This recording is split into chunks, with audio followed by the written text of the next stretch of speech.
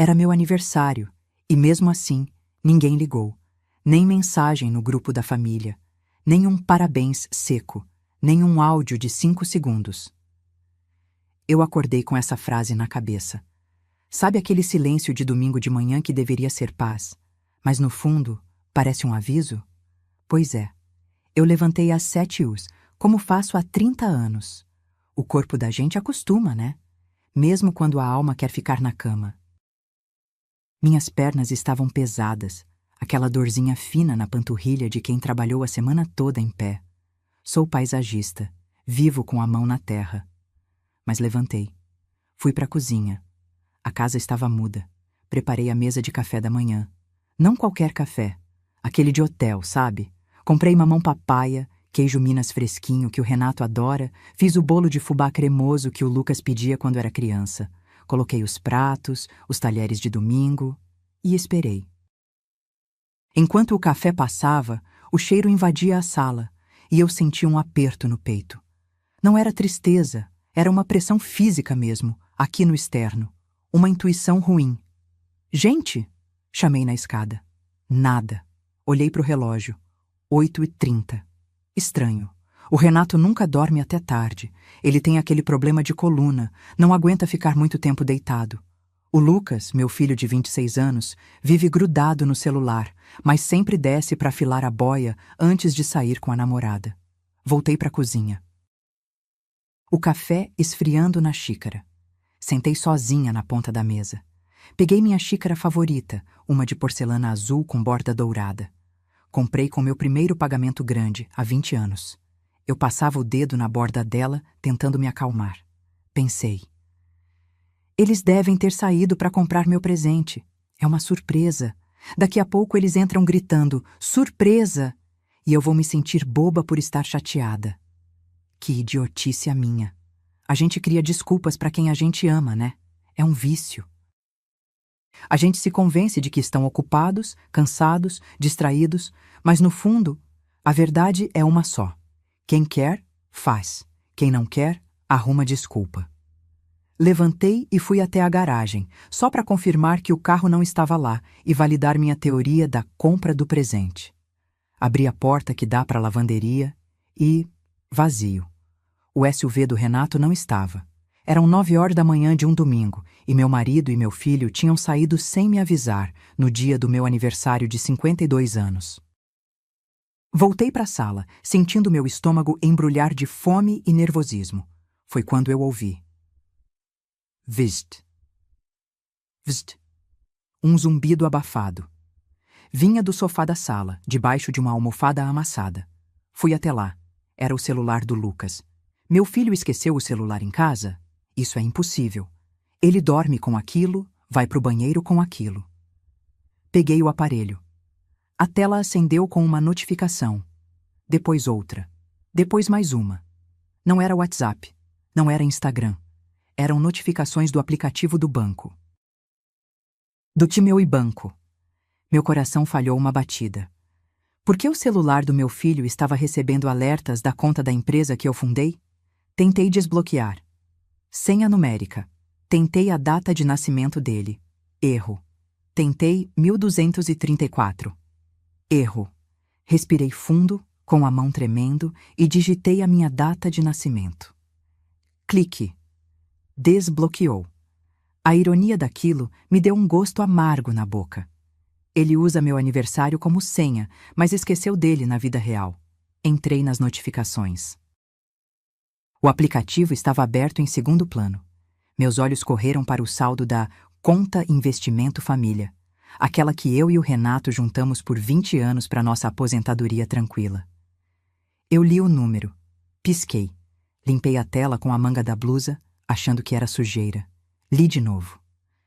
Saldo disponível, 0 reais. Eu encarei aquele 0 na tela do celular e minha primeira reação não foi gritar. Foi rir, um riso nervoso, seco, que arranhou minha garganta.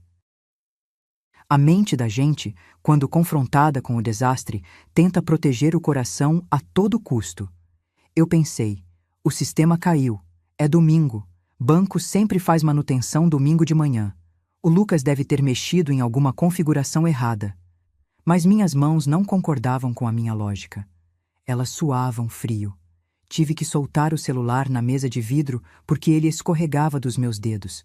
Senti uma tontura rápida e precisei me apoiar na cadeira.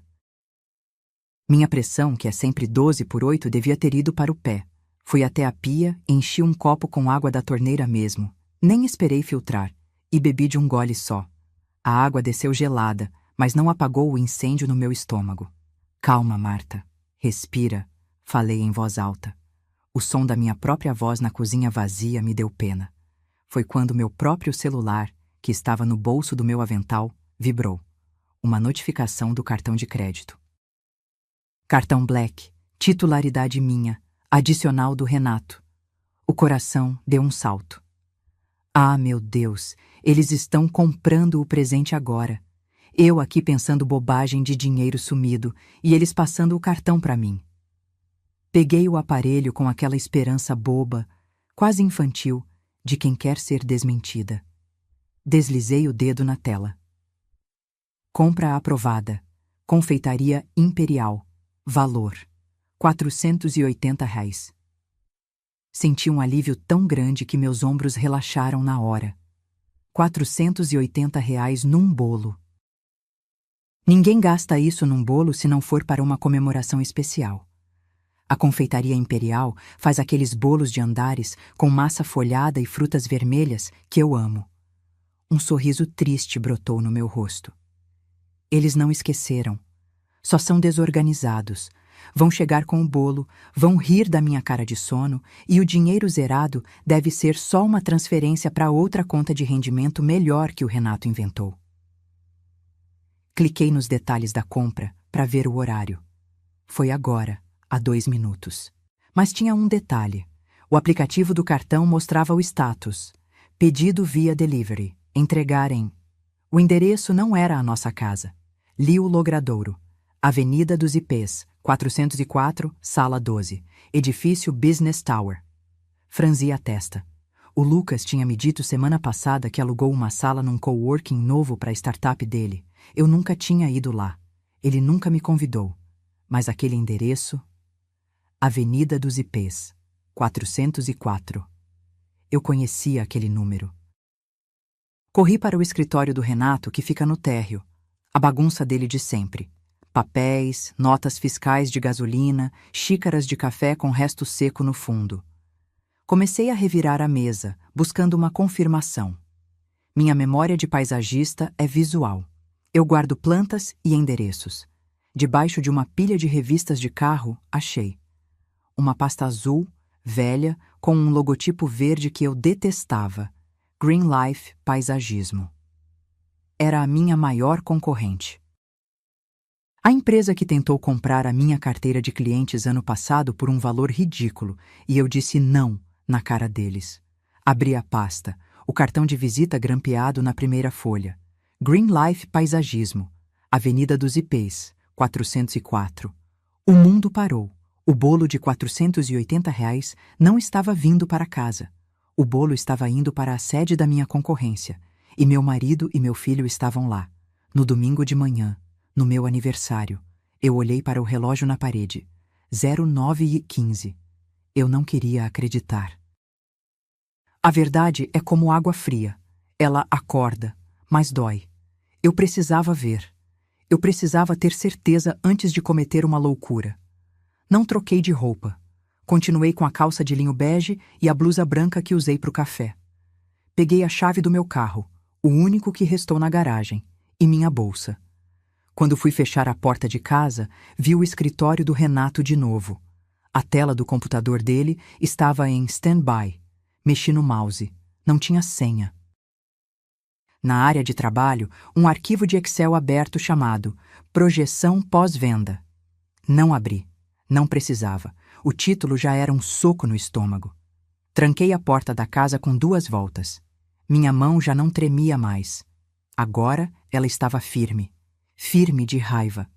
Estacionei o carro numa vaga de idoso na frente do prédio. Eu não tenho idade para isso, nem o cartão.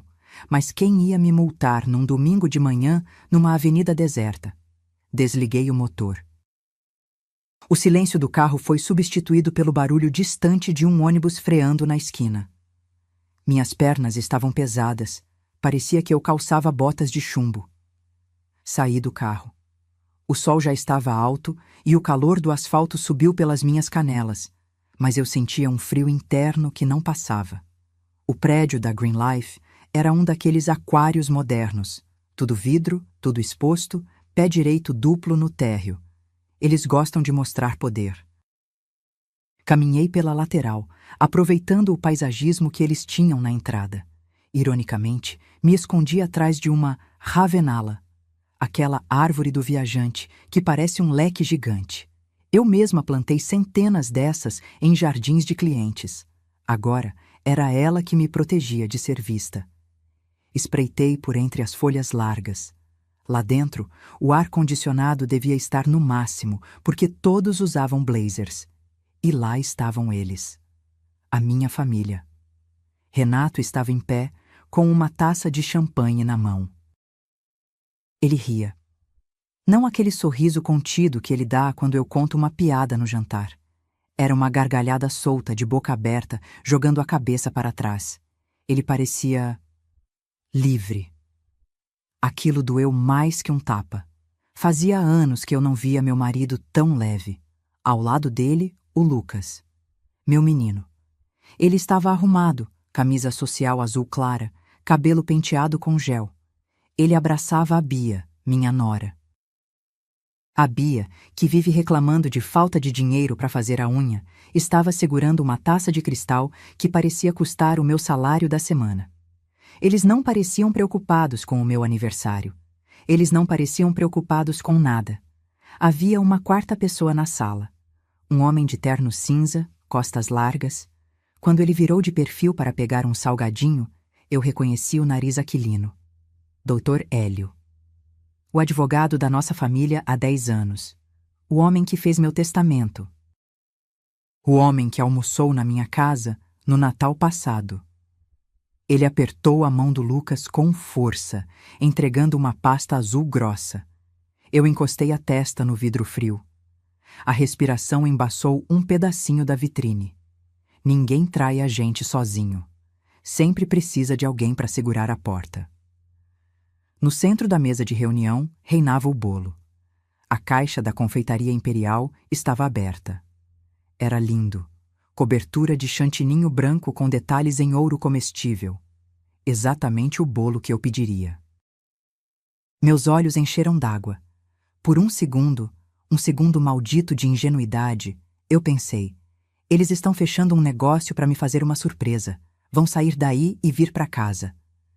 Mas eu precisava ler. Peguei meu celular. A mão suava tanto que quase deixei cair. Abri a câmera. Dei o zoom máximo. A imagem ficou granulada na tela, balançando conforme minha pulsação acelerada. Foquei no topo do bolo. A placa de chocolate. O celular tentou estabilizar a imagem. As letras douradas apareceram. Eu li. Baixei o celular. Li de novo na tela congelada da foto que tirei. Não tinha "Parabéns, Marta". Não tinha "Feliz 52 anos". Não tinha "Te amamos, mãe". O que estava escrito ali decretou o fim da minha vida como eu conhecia. O Lucas não estava comemorando o meu aniversário. Eles estavam comemorando a minha morte em vida. A placa dizia, em letras garrafais: "Parabéns, novo CEO". E logo abaixo, em letra cursiva menor e elegante: "Venda concluída". Eu voltei para o carro, mas não liguei o motor de imediato.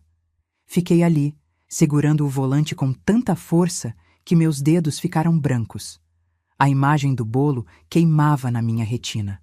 A primeira pergunta que o cérebro faz nessas horas não é por quê, é como. Como eles venderam a minha empresa? Eu sou a sócia majoritária. Eu tenho 60% das cotas. Ninguém assina nada sem mim, a não ser que um flash de memória me atingiu como um soco, 6 meses atrás. Eu estava com aquela virose forte, de cama. O Renato chegou com uma pilha de papéis. "Amor, Lembra que a gente precisa vender aquele Honda Civic velho do seu pai? O despachante precisa de uma procuração. Assina aqui para eu resolver, para você não ter que ir no cartório doente desse jeito. Eu assinei. Eu nem li os poderes da procuração. Eu assinei porque ele me trouxe um chá de camomila junto. A gente assina papel pro marido sem ler porque confia. E hoje eu aprendi. Isso não é amor, é negligência. Liguei o carro e arranquei. Dirigi no piloto automático. Sabe quando você faz o caminho de casa e nem vê as ruas passando? Eu só sentia um gosto amargo na boca, gosto de Billy. Cheguei em casa cantando pneu. A casa estava do mesmo jeito, silenciosa, bonita, uma mentira de tijolos. Subi a escada correndo, quase tropecei no tapete. Entrei no nosso quarto. Abri o guarda-roupa, afastei os edredons pesados que a gente só usa em julho e revelei o cofre digital embutido na parede. Digitei a senha. 25, 9 e 8. A data do nosso casamento. Que piada. A porta de aço abriu com uma bip suave. Lá dentro, as pastas de sempre. Escrituras, passaportes, joias da minha avó. Puxei a pasta amarela rotulada Veículos. Vazia. Puxei a pasta Jurídico. Revirei folha por folha. Contratos antigos, certidões de nascimento. Mas a via original daquela procuração não estava lá. Eles pegaram. Eles usaram uma procuração de venda de veículo, que provavelmente tinha uma cláusula de amplos poderes escondida nas letras miúdas, ou falsificaram a finalidade. Sentei na cama, derrotada. O cheiro do perfume do Renato ainda estava no travesseiro. Aquele cheiro amadeirado que eu amava agora me dava nojo. Desci para o escritório dele de novo. Eu precisava de uma prova do dinheiro. Se venderam, receberam. O lixo. Renato é desorganizado. Ele tem a mania de imprimir e-mails importantes para ler no papel e depois amassar. A lixeira de Vime, que eu comprei numa feira de artesanato em Embu das Artes, estava cheia. Virei o conteúdo no chão. Bolinhas de papel, notas de posto de gasolina, chiclete mascado. Desamassei uma folha que estava no fundo, manchada de café. Era um print de e-mail, do banco. Assunto: TED recebida, sinal de negócio, valor R$300 mil. R$300 mil. Já estava na conta deles, era o sinal. O resto viria depois. Eles venderam o trabalho da minha vida inteira a preço de banana para cobrir algum rombo urgente. Nesse momento, meu celular vibrou no bolso. Quase deixei cair. Mensagem do Renato no WhatsApp. Amor, desculpa o sumiço. Surgiu uma reunião chata de emergência no condomínio aqui de um cliente. O síndico ficou maluco. Vamos chegar tarde. O Lucas está comigo me ajudando. Beijos. Te amo. Eu olhei para aquela mensagem. Te amo. Ele mentia com emoji de coração. Meus dedos pairaram sobre o teclado. A vontade era escrever. Eu sei de tudo, seu canalha. Eu queria explodir. Eu queria quebrar a casa. Mas eu olhei para o comprovante de R$300 mil na minha mão. O dinheiro estava na conta conjunta. A conta que eu também tinha acesso. Apaguei o xingamento. Respirei fundo, engoli o choro e a raiva e digitei com a frieza de um cirurgião. Sem problemas, querido. Imagina, domingo é assim mesmo. Vou fazer um jantar especial para quando vocês chegarem. Eu não sei cozinhar com ódio. Dizem que a comida desanda, que o bolo sola. Então, eu não fui para o fogão. Fui para a cadeira ergonômica do escritório. Sentei.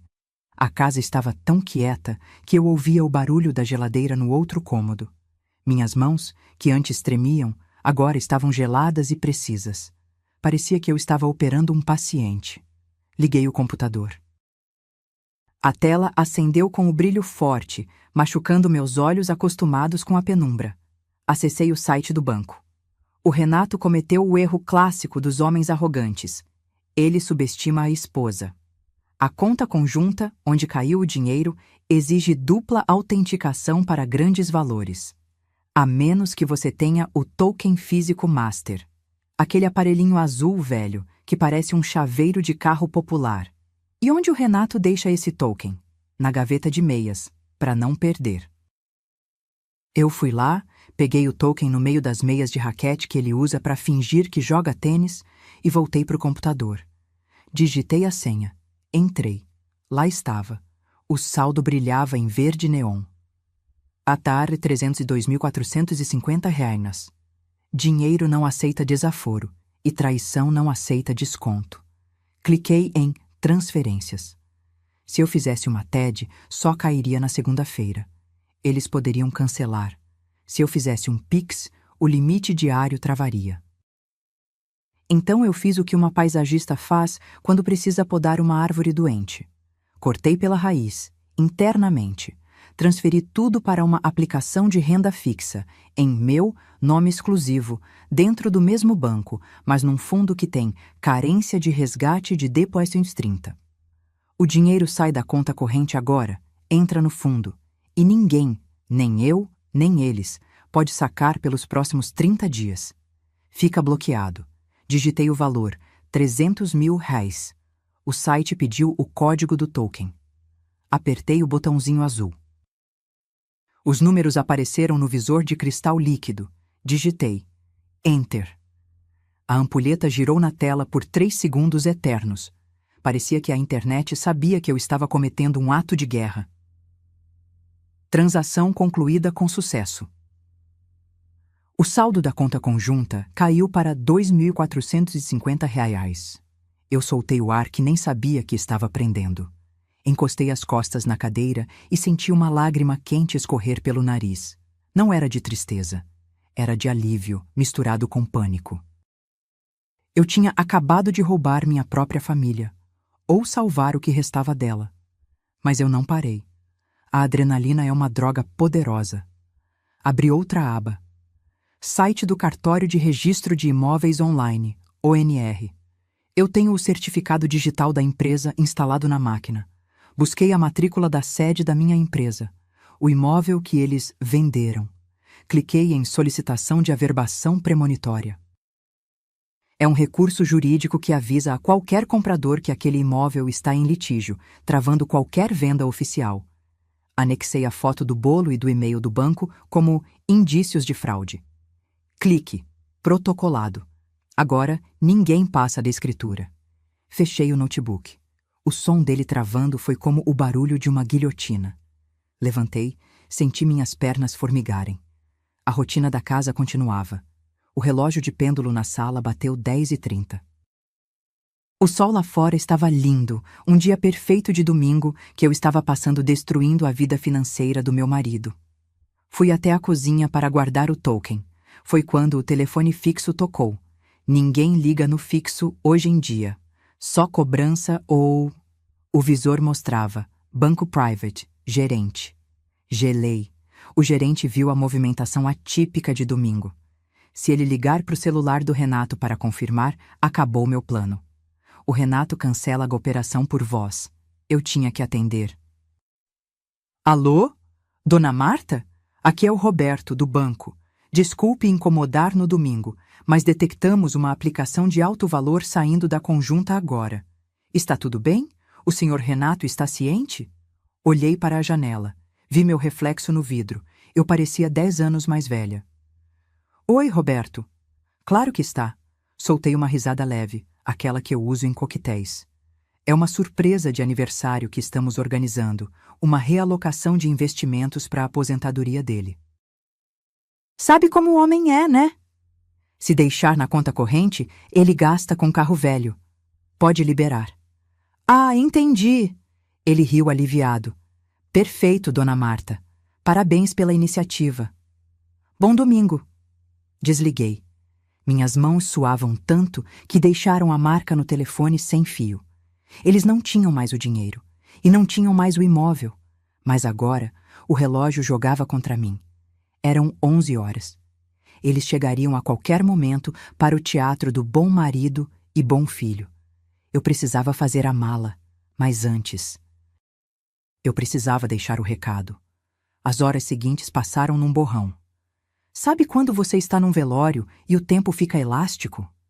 Parece que não passa nunca, mas de repente já é noite. Pois é. Eu estava velando meu casamento, minha família e minha empresa, tudo ao mesmo tempo. Eram quase 18 horas. A luz do sol já estava ficando alaranjada. Eles iam chegar a qualquer momento para encenar a peça do Desculpa a demora. Eu precisava sair, mas não ia sair fugida, como uma criminosa. Eu ia sair como quem despeja o inquilino ruim. Subi para o quarto e peguei minha mala de viagem pequena. Não coloquei muita coisa. 2 calças jeans, camisas de linho, minha nécessaire com os remédios de pressão e o hidratante que eu não vivo sem. A gente pensa que precisa de muito para viver, mas na hora do aperto, você descobre que sua vida cabe numa mala de 10 quilos. Abri a gaveta de joias. O anel de brilhantes que o Renato me deu nos 25 anos de casados? Ficou. Brilho comprado com mentira não ilumina nada. Mas peguei a caixinha de veludo azul velha, caindo aos pedaços. Dentro, o colar de pérolas da minha avó e o broche de ouro que minha mãe me deixou. Isso é herança de sangue, não de contrato. Isso eles não tocam. Fechei a mala. O zíper fez aquele barulho zzz que soou como um rasgo no silêncio da casa. Desci para a cozinha. Olhei para o bloquinho de notas adesivas amarelo que eu tinha pegado antes. Amassei. Um post-it é descartável. O que eu tinha para dizer precisava ter peso. Fui até a escrivaninha do corredor e peguei uma folha do papel de carta timbrado que mandamos fazer anos atrás. No topo, em relevo seco, Família Sampaio. A ironia daquilo quase me fez rir de novo. Coloquei o papel na bancada de granito da cozinha. Precisava de uma caneta à altura. Peguei a caneta tinteiro preta, pesada, com detalhes em prata, que dei de presente para o Renato no Natal passado. Ele nunca usou. Disse que sujava a mão. Tirei a tampa. A ponta de metal brilhou. Minha mão pairou sobre o papel. Eu não queria escrever um textão. Textão é para quem quer discutir relação. Eu não queria discutir. Eu queria informar o óbito. Respirei fundo, sentindo o cheiro de café velho que ainda estava no ar desde a manhã, e escrevi. Letra cursiva, firme, de quem aprendeu caligrafia em escola de freira. 6 palavras. Apenas 6 palavras para implodir o mundo deles. Recuperei tudo. A polícia está vindo. Li, reli. Não era blefe. Bom, a parte da polícia talvez fosse um exagero calculado para causar pânico imediato, mas eles não pagaram para ver. Dobrei o papel uma vez só. Caminhei até a geladeira. Aquela side-by-side enorme de inox que o Lucas vivia abrindo para procurar besteira. Abri. A prateleira do meio estava vazia, esperando o bolo de aniversário que nunca veio. Coloquei o bilhete lá dentro, em pé, apoiado numa garrafa de água com gás. Fechei a porta. A geladeira sugou o ar e vedou o segredo lá dentro. A gente demora anos para construir um lar, mas leva só 10 minutos para desmontar uma casa. Antes de pegar minha mala na porta, fiz a última coisa. Fui até o quadro de chaves no hall de entrada.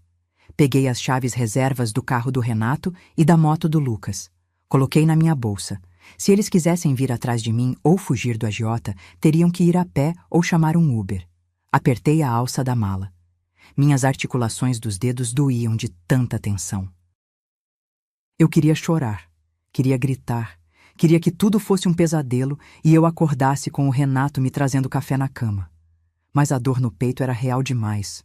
Foi quando ouvi o barulho inconfundível do motor do portão eletrônico lá fora. Eles chegaram. Eu apaguei a luz da cozinha e saí pela porta dos fundos de serviço, rezando para que o trinco não fizesse barulho. Eu não tive coragem de ir longe. Estacionei o carro 2 ruas para baixo, numa sombra de árvore onde a luz do poste não batia. O motor desligado, o vidro fechado. Eu estava suando frio, aquela sensação de febre interna, mas minhas mãos estavam geladas como pedra. Peguei o celular. Abri o aplicativo das câmeras de segurança da casa. Eu instalei aquilo ano passado por causa da onda de assaltos no bairro. A imagem carregou em preto e branco na tela pequena. A sala de estar. O portão da frente bateu. A porta da sala abriu. Entraram os dois, Renato e Lucas. Eles não entraram com cara de culpados. Entraram rindo. O Renato deu um tapinha nas costas do Lucas, aquele gesto de cumplicidade masculina de missão cumprida. Mas no segundo que pisaram no tapete da sala, a postura mudou. Foi instantâneo. Como atores entrando no palco. Renato curvou os ombros, fingindo cansaço. Lucas guardou o sorriso e fez uma cara de tédio. "Marta? Amor!" Renato gritou. A voz dele saiu picotada no áudio da câmera, mas eu conhecia o tom. Era o tom de: "Já cheguei, para de reclamar." Eles colocaram uma sacola branca de plástico em cima da mesa de centro. Eu dei zoom na imagem. Não era a caixa elegante da confeitaria imperial. Era uma sacola de supermercado, daquelas que rasgam fácil. O Renato tirou de dentro uma embalagem de plástico transparente, daquelas barulhentas. Dentro, uma tortinha de morango com aquela geleia vermelha brilhante artificial que parece cola. A etiqueta laranja de preço estava virada para a câmera. $14,92. Senti um gosto de bile na boca. Eles comeram o bolo de R$ 480 com os advogados. Para mim, a esposa e mãe que sustentou a casa por décadas trouxeram a sobra da padaria do posto de gasolina. "Cadê ela?" Lucas perguntou, se jogando no sofá e colocando os pés, com sapato e tudo, no estofado claro. "Deve estar no quarto, fazendo drama. Você conhece sua mãe." Daqui a pouco ela desce com cara de choro, a gente canta parabéns com essa torta, eu dou um beijo nela e fica tudo certo. Renato disse isso enquanto afrouxava a gravata. Drama. Ele chamou minha dor de drama. Uma lágrima escorreu pelo meu rosto, quente, solitária. Eu limpei com raiva. A gente aceita migalha por tanto tempo que, quando vê o banquete que eles dão para os outros, a gente não sente fome, sente nojo. Foi aí que o Lucas pegou o celular dele. "Pai, o Wi-Fi caiu." "A TV não tá conectando. Queria ver o jogo." "Deve ser oscilação da operadora. Domingo é uma merda." Renato respondeu sem dar importância. Não era oscilação. Eu tinha mudado a senha do roteador pelo app administrativo 5 minutos antes de sair. A nova senha era Vendade Fraude. Pena que eles não iam descobrir isso agora. O Lucas bufou, irritado. Sem internet, ele não sabia o que fazer com as mãos. "Vou pegar uma cerveja pra gente brindar o negócio." Aquele sinal de 300 mil salvou minha pele com o agiota, pai. Sério. O cara tava me ameaçando. Eu congelei no carro. Agiota. Ameaçando. A vizinha Sônia tinha razão. O buraco era mais fundo. Meu filho não era só um mau empresário. Ele estava envolvido com gente perigosa. Meu coração de mãe apertou, uma pontada aguda. Eu queria correr lá e proteger meu menino? Queria. Mas aí lembrei do bolo, do novo CEO, da traição. Quem protege traidor acaba traído de novo. Na tela do celular, vi o Lucas levantar do sofá. Ele caminhou em direção à cozinha. Passou pela mesa de jantar vazia. Entrou no campo de visão da câmera da cozinha. Ele parou na frente da geladeira. A mão dele foi para o puxador de inox. Meu coração disparou tanto que parecia que ia quebrar minhas costelas. Ele puxou a porta. A luz interna da geladeira acendeu, iluminando o rosto dele. Ele não viu cerveja. Ele viu o espaço vazio. E viu o papel branco, dobrado, apoiado na garrafa de água. Eu vi a cor sumir do rosto do meu filho pixel por pixel, naquela telinha de celular. Sabe quando a pressão baixa de repente e a pessoa fica verde, com aquele suor frio na testa? Foi isso. O Lucas leu o bilhete uma vez. Piscou. Leu de novo. A boca dele abriu, mas não saiu som nenhum. Ele ficou paralisado ali, com a porta da geladeira aberta.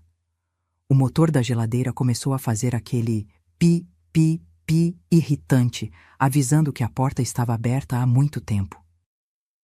Aquele barulhinho doméstico que todo dia me irritava, agora soava como uma contagem regressiva de bomba. "Pai!" A voz dele saiu um fiapo. Tive que aumentar o volume do celular no máximo para ouvir. Renato gritou lá da sala, com a boca cheia daquela torta barata. Traz logo a cerveja, moleque! Deixa de enrolar! Lucas não se mexeu. Ele virou devagar, parecendo um robô com defeito, segurando o papel como se ele queimasse a pele. Pai, vem ver isso. Agora. O tom de voz dele fez o Renato levantar do sofá na hora. Não era um chamado comum. O medo tem uma frequência específica que qualquer pai reconhece, mesmo num filho adulto e traidor. Renato entrou na cozinha resmungando, limpando farelo de massa podre na calça social. Lucas estendeu o papel trêmulo. Renato pegou. Ele ajeitou os óculos de leitura que vivem pendurados na gola da camisa. Ele leu as 6 palavras que eu deixei como sentença. Recuperei tudo. A polícia está vindo. Pelo vídeo, eu vi o exato momento em que o cérebro do meu marido processou a informação. Primeiro, a negação. Ele soltou uma risada nervosa. Que brincadeira é essa? Sua mãe tá ficando louca? Recuperei tudo? Mas aí a dúvida bateu. Ele largou o papel no balcão e enfiou a mão no bolso, sacando o celular com a velocidade de um cowboy. Ele abriu o aplicativo do banco. O mesmo que eu tinha esvaziado horas antes. Eu vi os dedos dele batendo na tela com força, errando a senha de nervoso. Droga, droga! Ele xingava. Quando finalmente entrou, ele parou. O silêncio na cozinha ficou absoluto. Só o pi-pi-pi da geladeira. Cadê o dinheiro, Lucas? Renato sussurrou. Cadê os 300 mil? Eu não sei, pai. Tava aí de manhã. Lucas começou a chorar. Um choro feio, de desespero, não de arrependimento. Ela pegou o token, pai. Ela tem a senha mestra. Renato correu para a gaveta de meias. Voltou segundos depois, segurando o token vazio. Ele jogou o aparelho na parede com tanta força que o plástico estilhaçou. Aquela desgraçada! Ele gritou. Meu coração doeu. Ouvir o homem com quem dividi a cama por 30 anos me chamar assim foi a confirmação final. Não tinha volta. Mas a justiça veio a galope. E a polícia, pai? Lucas perguntou, tremendo igual vara verde. Ela chamou a polícia? O agiota, pai. Se eu for preso, o agiota me acha lá dentro. Se eu não pagar amanhã, ele vem aqui. Foi nesse momento que aconteceu. Coincidência ou destino? Não sei. Longe na avenida principal do bairro, ouvi o som. Will, Will, Will. Uma sirene. Podia ser ambulância. Podia ser bombeiro. Mas para 2 homens culpados, com fraude nas costas e dívida de jogo, aquilo soou como a tropa de choque. Os 2 se entreolharam com um terror primitivo. Apaga a luz! Renato gritou. Apaga tudo! Eles correram batendo nas coisas, derrubando cadeira, num pânico de barata quando acende a luz. Ficaram no escuro, agachados atrás da ilha da cozinha. Eu assistia a tudo do meu carro, sentindo uma mistura agridoce de poder e pena. Eram patéticos. Mas o golpe final não fui eu quem dei. O celular do Renato tocou no bolso dele, iluminando o rosto suado no escuro da cozinha. Ele atendeu no viva voz, achando que era eu. Marta, pelo amor de Deus. Mas não era eu. Uma voz grossa, metálica e furiosa ecoou na cozinha silenciosa. Era o Dr. Hélio, o advogado cúmplice. Renato, seu imbecil! Acabei de receber uma notificação do cartório. O imóvel da empresa está bloqueado por suspeita de fraude. O comprador desistiu e está exigindo a devolução do sinal agora, ou vai processar a gente por estelionato. Você tem 10 minutos para devolver o dinheiro. Desliguei o aplicativo das câmeras. Ver o desespero deles era viciante, mas eu precisava sair daquela rua escura. Dirigi até o Grand Hotel, aquele na orla que eu só entrava para fazer paisagismo no jardim de inverno. Hoje, entrei como hóspede. Passei o cartão Black na recepção. A recepcionista olhou minha roupa amassada e meu rosto inchado, mas o chip do cartão aprovou a diária na suíte executiva sem perguntas. O dinheiro tem esse poder. Ele cala o julgamento dos outros. Subi para o 15º andar. O quarto era gelado, cheirava a lavanda e impessoalidade. Exatamente o que eu precisava. Tirei os sapatos, pisei no carpete fofo e senti um alívio físico que subiu pela coluna. Fui até o frigobar. Peguei uma garrafinha de vinho tinto chileno, daqueles pequenos, e uma barra de chocolate. Sentei na poltrona de veludo virada para a janela. Foi aí que o celular começou a ter convulsões na mesa de cabeceira. Ele não tocava. Ele explodia. Olhei o visor. 57 chamadas perdidas. 14 áudios no WhatsApp. Peguei o aparelho. Minha mão não tremia mais. Agora eu senti uma curiosidade mórbida. Abri a conversa do Renato. Primeiro áudio, voz mansa, forçada. Amor, onde você tá? A gente tá preocupado. O Lucas tá chorando aqui. Volta pra casa, vamos conversar. O banco deve ter errado, né? Me liga. Segundo áudio, 2 minutos depois, tom de voz subindo. Marta, atende essa porcaria. Você não pode sumir com o dinheiro da empresa. Isso é apropriação indébita. O Dr. Hélio disse que você pode ser presa. Terceiro áudio. Gritos ao fundo. Voz do Renato embargada. Marta, o comprador cancelou. Ele quer o dinheiro de volta. Pelo amor de Deus, devolve a transferência. A gente perde a casa, Marta. Você está destruindo nossa família. Eu ri. Uma risada curta que saiu pelo nariz. Eu tô destruindo a família? É incrível como o traidor sempre tenta virar a vítima quando é pego. Não respondi. Toquei no botão lateral do iPhone. Clique. Silencioso. A tela continuava acendendo com chamadas do Lucas, da Bia, do Renato. Mas o quarto continuava em paz. Peguei o telefone do hotel, o fixo, para não ser rastreada. Disquei um número que eu sabia de cor, mas que nunca pensei que usaria. Escritório Doutora Viviane, boa noite. Eu quero falar com a Viviane. Aqui é a Marta Sampaio. Diga a ela que a Green Life tentou me dar um golpe e eu tenho as provas. E diga que eu quero contratar os serviços dela para destruir o Dr. Hélio.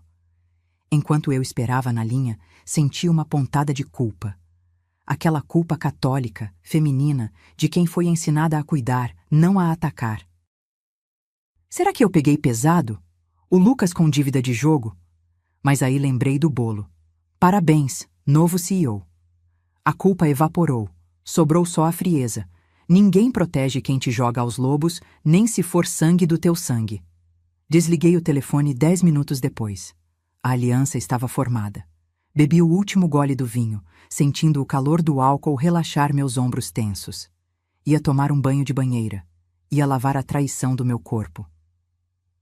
Toque. Toque. Toque. 3 batidas secas na porta do quarto do hotel. Meu coração parou. O copo de vinho quase caiu da minha mão.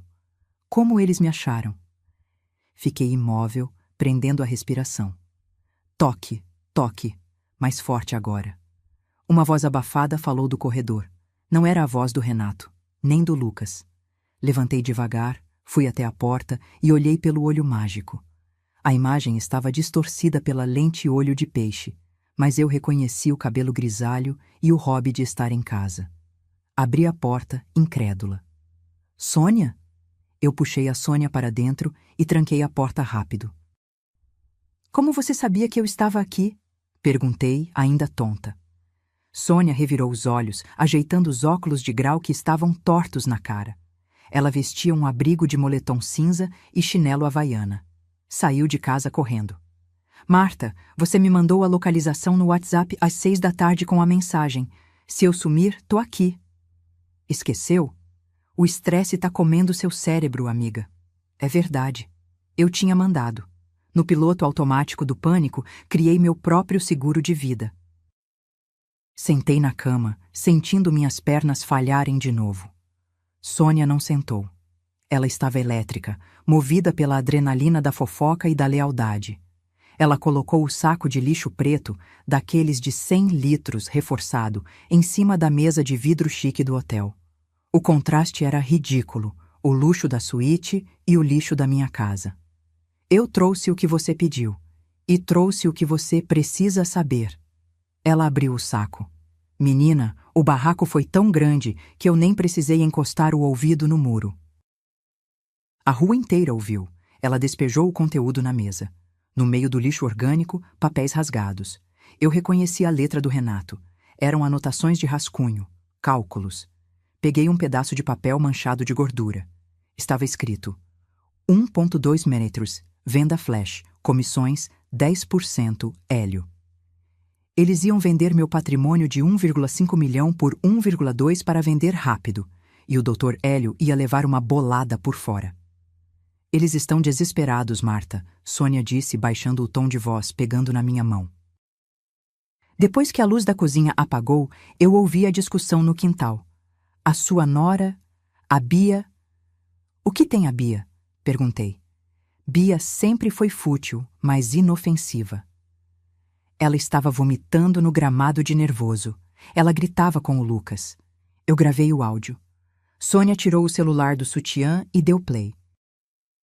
O áudio era chiado, mas a voz estridente da Bia era clara.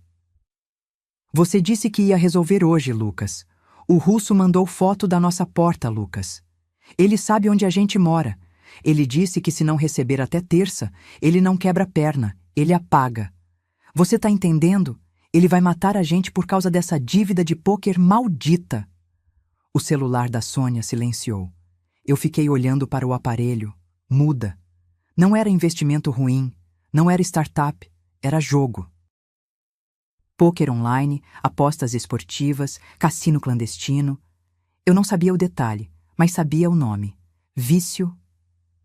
E o russo? Eu conhecia a fama. É um agiota que atua na Zona Norte. Ele não processa, ele executa. Senti um calafrio subir pela espinha, diferente de tudo que senti hoje. Até agora, eu estava brigando por dinheiro e dignidade. Agora, eu percebi que estava com a sentença de morte do meu filho na mão. Se eu não liberar o dinheiro, o Lucas morre. Se eu liberar, eu fico na miséria e ele continua viciado. O Renato sabe? Perguntei com um fio de voz. Pelo que ouvi, descobriu agora, Sônia respondeu balançando a cabeça. O Lucas confessou tudo lá no jardim.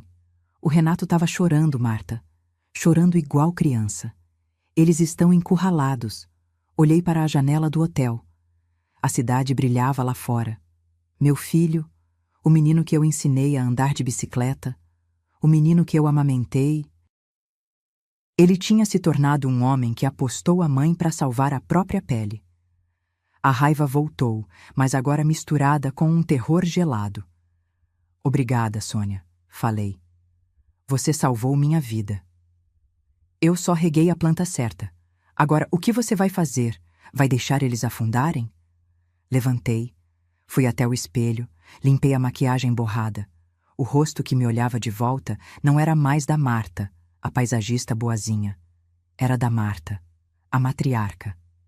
Não, respondi, sentindo o peso da decisão nos meus ombros. Eu vou voltar lá amanhã, mas não vou como esposa, nem como mãe. Vai como o quê? Sônia perguntou, curiosa. Eu me virei para ela com o olhar mais frio que já tive na vida. Vou como a dona do dinheiro e vou fazer uma reunião de condomínio que eles nunca vão esquecer. O relógio do painel do carro marcava 08 réus em ponto quando estacionei na frente da minha própria casa. O sol estava radiante, aquele sol de segunda-feira que ofende quem está com a vida em pedaços. Eu não estava sozinha. No banco de trás, a doutora Viviane retocava o batom vermelho sangue. E atrás do nosso carro, uma SUV preta estacionou. Desceram 2 homens grandes, de terno preto sem gravata, seguranças privados. Eu não chamei a polícia.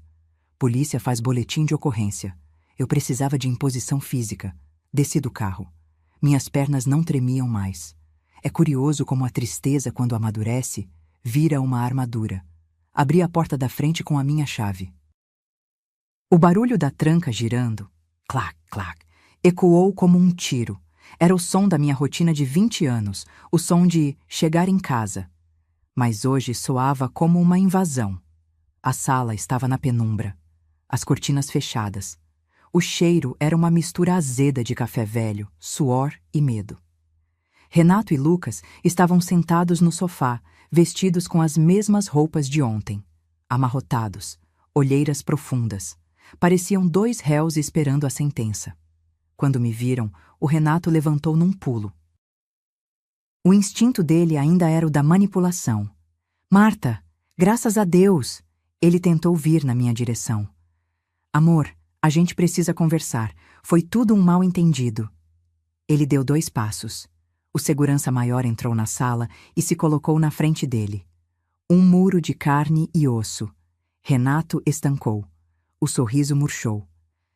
Não encosta nela, a doutora Viviane disse, entrando logo atrás de mim. Bom dia, senhores. Sentem-se.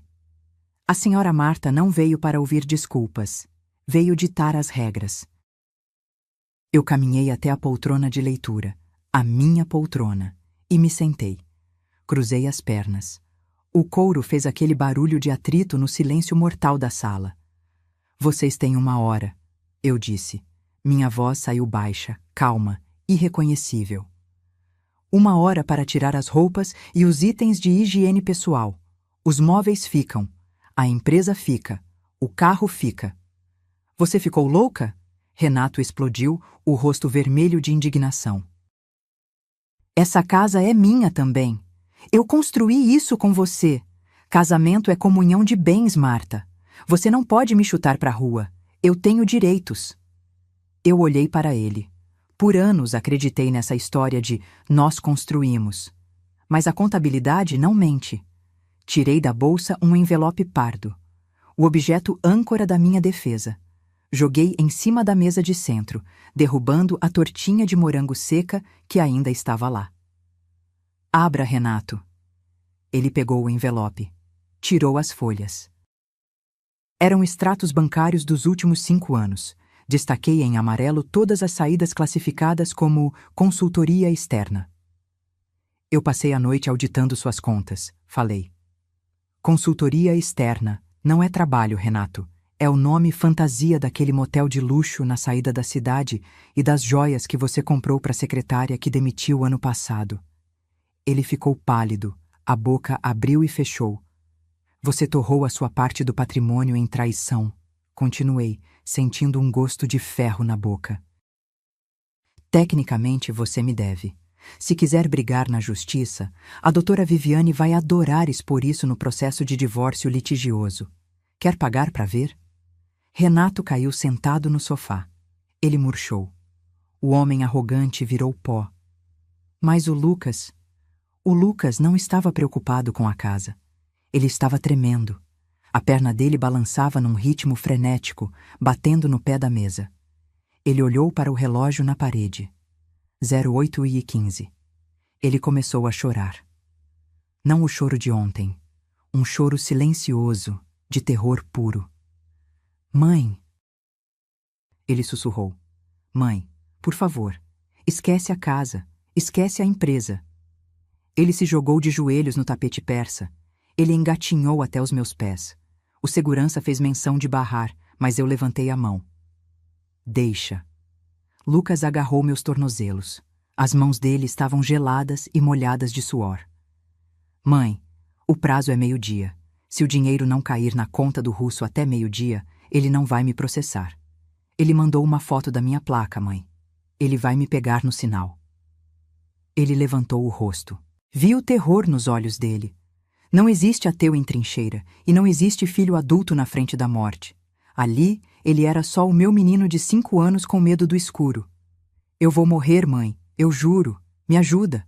Depois você me expulsa, me deserdar, faz o que quiser, mas salva minha vida. Um filho não deixa de ser filho porque virou um canalha.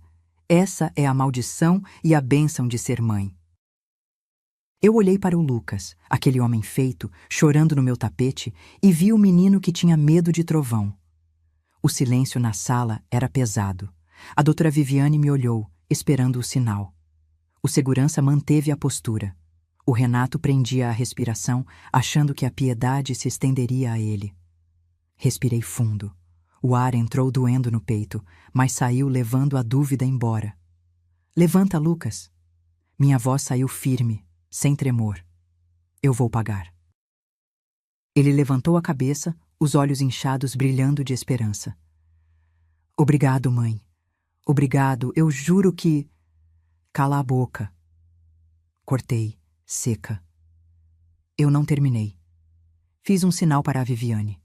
Ela abriu a pasta e tirou um contrato que já tínhamos deixado pronto no carro, só por precaução. Ela colocou na mesa. Eu vou transferir o valor para a conta desse tal russo agora. Ele não vai te matar. Olhei bem nos olhos dele. Mas esse dinheiro não é um presente. É um adiantamento da sua herança. Lucas piscou confuso. Como assim? Significa que você vai receber a parte que te caberia na minha morte, hoje, para salvar sua vida. Em troca, você assina isso aqui. Uma confissão de dívida e uma renúncia total a qualquer bem futuro. A casa, a empresa, o seguro de vida. Nada mais é seu. Você está livre da morte, Lucas, mas está deserdado. Ele olhou para o papel. Era o preço da vida dele. O futuro pelo presente. Assina, ordenei. Tirei da bolsa a caneta tinteiro que estava na minha mão quando escrevi o bilhete na cozinha. A caneta pesada. Lucas pegou a caneta. A mão dele tremia, mas ele assinou. 3 vias. Viviane pegou o tablet e fez a transferência. Está feito. O comprovante foi para o WhatsApp dele, Viviane disse fria. Lucas soltou o ar, caindo sentado no sofá, salvo. O parasita estava vivo, mas o vínculo financeiro que o mantinha infantilizado tinha sido cortado com bisturi. Renato, vendo que o filho foi salvo, tentou a sorte. Sorriu, amarelo. Amor, você é uma santa. Eu sabia que no fundo... E a gente? Como a gente fica? Eu posso dormir no quarto de hóspedes até me ajeitar? Eu me levantei. Ajeitei minha blusa de linho. Olhei para o homem com quem dividi 30 anos de vida. Não senti ódio. Senti uma indiferença absoluta. Você? Apontei para a porta aberta, onde o sol da rua entrava. Você tem saúde, Renato. Trabalhe. Os seguranças deram um passo à frente. Não precisou de empurrão. A dignidade que restava neles fez com que pegassem as mochilas com as roupas e saíssem. A porta bateu. Clac! O barulho foi o som mais bonito que eu já ouvi. A casa ficou em silêncio. Mas pela primeira vez em anos, não era um silêncio solitário. Era um silêncio de paz, de limpeza. Fui até a cozinha. Em cima da bancada estava a caixa da confeitaria imperial. Eu tinha pedido para o meu segurança passar na portaria do prédio comercial e resgatar o que era meu. Abri a caixa. O bolo estava lá. Parabéns, novo CEO. Peguei uma faca grande. Cortei o novo CEO ao meio. Servi uma fatia generosa no prato. Peguei um garfo e comi. A massa folhada estava perfeita. O doce explodiu na boca. Mas o gosto era de liberdade. Peguei meu celular. Disquei o número do CEO da empresa rival, a Green Life. Alô? Carlos? Aqui é a Marta. Marta? Ele parecia surpreso. Fiquei sabendo da confusão com seu marido. Sinto muito. Não sinta. Limpei o canto da boca com o guardanapo. Estou ligando para dizer que a fusão pode acontecer, mas nos meus termos. E o preço acabou de subir 20%. Desliguei. Sorri para a cozinha vazia. Era meu aniversário. E, finalmente, a festa tinha começado.